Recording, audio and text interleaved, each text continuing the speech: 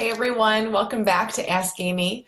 We're back after a short vacation hiatus on my part. So I have a question today from Ulrike in Germany, who is a friend of the Little School of Big Change. And she sends a really interesting question about feelings and wisdom. And it's a bit of a, it looks like a bit of a contradiction. It's something that people are commonly sort of confused about. But I'm going to see if I can speak to this in a simple way so as to not overly complicate it and maybe give us some clarity. So Ulrike says, I found it very helpful to see my feelings as a byproduct of my thinking and therefore not have to take them so seriously. But on the other hand, I've heard you quote Sydney Banks saying, listen to a feeling or let your wisdom guide you. Can you speak about that? What for me seems to be a contradiction, but may not be. So, yeah, it's, both are true. Our feelings and our thinking are one and the same. Thought brings feeling with it. Thought is this energy that's constantly bringing life through us, bringing us an experience of life. Thought and feeling are really kind of one and the same. So in a personal sense, like our personal feelings that we have moment to moment, what they're showing us always and only is they're a reflection of the thought that's moving through us in that moment. So imagine thought as kind of a ray of light shining through a window, and feelings are kind of the shadows.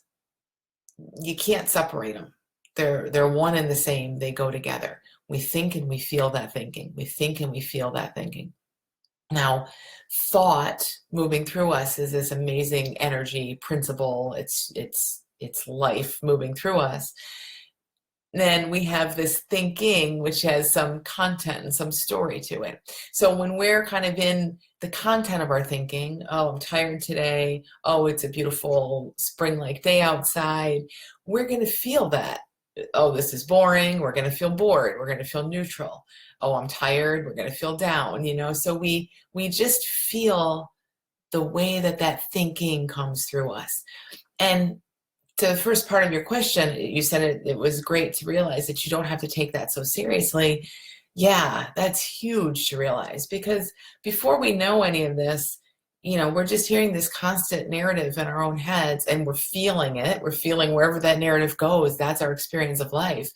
And when that's all you have to go on, when that looks true, when that looks like there's a little voice in your head actually telling you something about yourself or your life or your circumstances or what you should do or the decisions you should make, you're going to get yourself in a lot of trouble. And this is where most of us are. And even once you know this, you're there sometimes. But that's where it's like, oh, I have this pit in my stomach every day when I walk into work.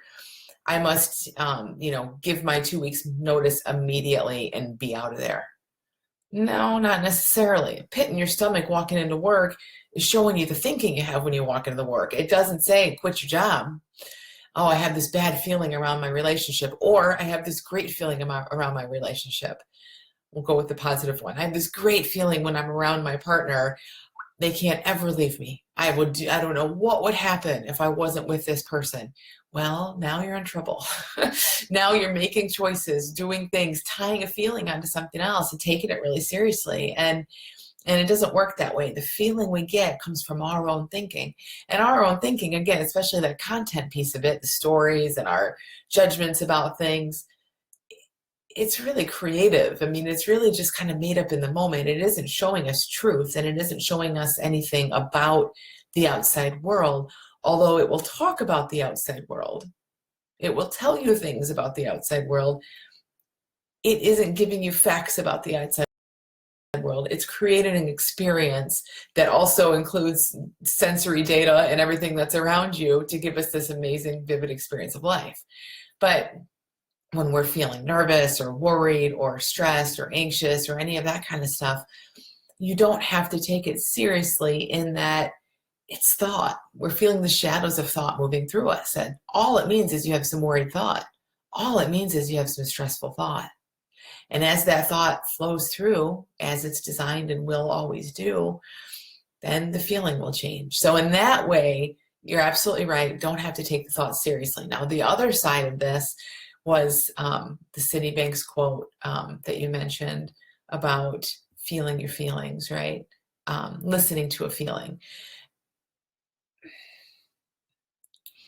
Now, the first thing I want to say is we don't have to think too much about any of this. Now, this side of it's true as well, that I don't know. I don't want to quote Sid too much or say what he used to say because I didn't know him. But from what I understand of that whole thing, there was a way in which it's like listening to letting how you feel show you kind of like the hot or colder test. But again, not hot or colder about where you're headed in life, but hot or colder in terms of what you're listening to. So when we're sitting there paralyzed in anxiety or worry or fear or something like that, doubt, that's showing you, oh, okay, my mind's there's a lot of this worried, fearful, doubtful thought moving through, and I'm caught up in that.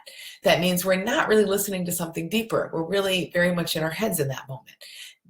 You can take something from that. Now, don't go through life trying to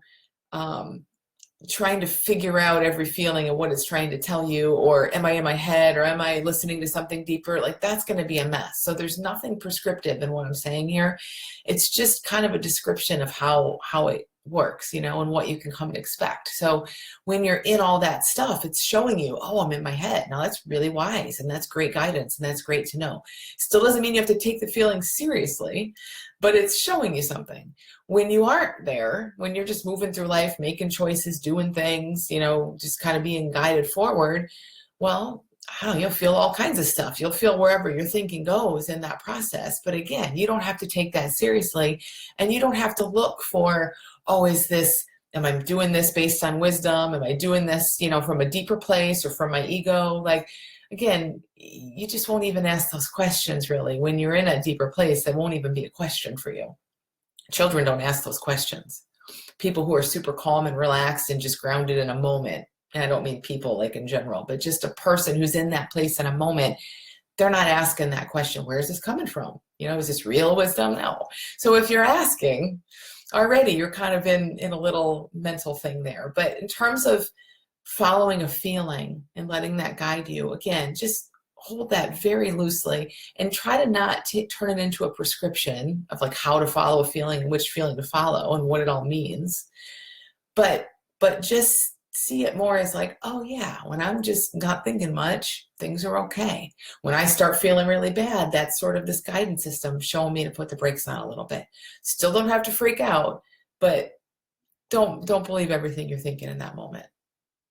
So I hope that's helpful. It is a very common question.